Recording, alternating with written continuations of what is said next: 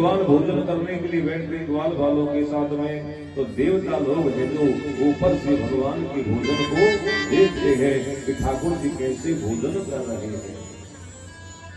अब जो भगवान भोजन करते करते भगवान क्या करते हैं, अपना जो भोजन है वो सबको बांट करके खाते हैं,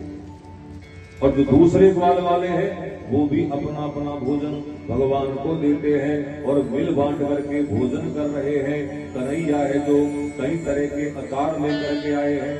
अपने हाथ में अदरक का अचार लेके आए, नींबू का अचार लाए, कैरी का अचार लाए, और भगवान है जो सब भोजन को हाथ में लेकर के आते हैं, और जिस हाथ से भगवान भोजन कर रहे हैं उसी हाथ से दूसरे ग्वालों के मुंह में भी भोजन को दे देते हैं। अब महाराज उन्हीं में कोई एक सखा है भगवान का जिसका नाम है मधुमंगल। अब मधुमंगल नाम का जो सखा है बड़ा गरीब घर का है, सब तो अपने अपने घर से अच्छे अच्छे पकवान अच्छा भोजन लेकर के आते हैं, पर जो मधुमंगल है वो गरीब घर का है, केवल रोटी लेकर के आता है और कोई पकवान उसके पास में नहीं। उसकी मैया क्या करती है, रोटी लेती है, उसके ऊपर थोड़ा मक्खन लगा देती है और रोटी को उसके ऊपर रख देती है और दबा देती है, और वो मक्खन चारों ओर रोटी में फैल जाता है, कपड़े में बांध के दे देती है। और अब तो वो मधुमंगल है अपनी उस रोटी को निकाल करके और वैसे ले लिया, हाथ में उठा लिया, और हाथ में उठा करके मधुमंगल दांतों से रोटी को काट काट के खा रहा है। और जैसे कन्हैया की नजर पड़ी मधुमंगल के ऊपर, और मधुमंगल को देख के कन्हैया कहने लगे, अरे मधुमंगल अकेला अकेला ही खा रहा तू, रोटी और माखन हमको नहीं खिलाएगा। मधुमंगल ने कहा, भैया मैं कौन से पकवान खा रहा हूँ, ये रोटी ही तो खा रहा हूँ, ले इसको तू खा ले। और जिधर से वो खा रहा था उधर से ही मधुमंगल ने वो मोटी रोटी भगवान के मुंह में दे दी, ले तू भी खा ले।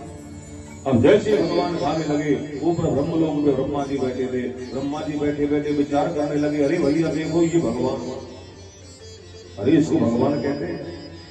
ये भगवान है क्या, देखो तो सही ग्वाल वालों का झूठा भोजन कर रहा है। अब तो महाराज ब्रह्मा जी को मोह हो गया, और ब्रह्मा जी को भगवान के प्रति मोह हुआ, तो विचार करने लगे, बोले मैं देखूं तो सही ये कैसा भगवान है,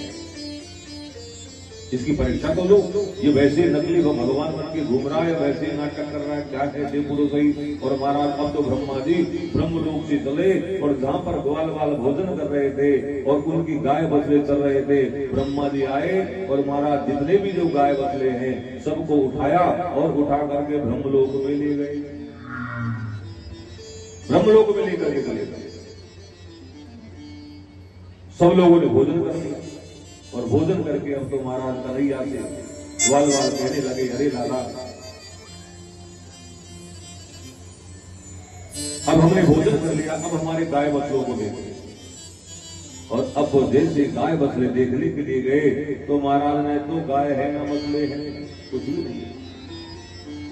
ग्वाल वालों ने आकर भगवान सुना, बोले ठाकुर जी वहां तो कुछ भी नहीं है। और जैसे ही महाराज देखा भगवान ने ध्यान लगा करके, तो वो समझ गए, अरे ये ब्रह्मा जी की चाल है, और ब्रह्मा जी मेरी परीक्षा लेना चाहता है, वो जानना चाहता है कि मैं भगवान हूँ या वैसे ही नाटक कर रहा हूँ। भगवान ने ग्वाल वालों से कहा, बोले भैया तुम यहीं पर रुको, मैं गाय बछड़ों को देख करके आता हूँ। और जैसे भगवान वहां से गए, ब्रह्मा जी आए और आ करके पीछे से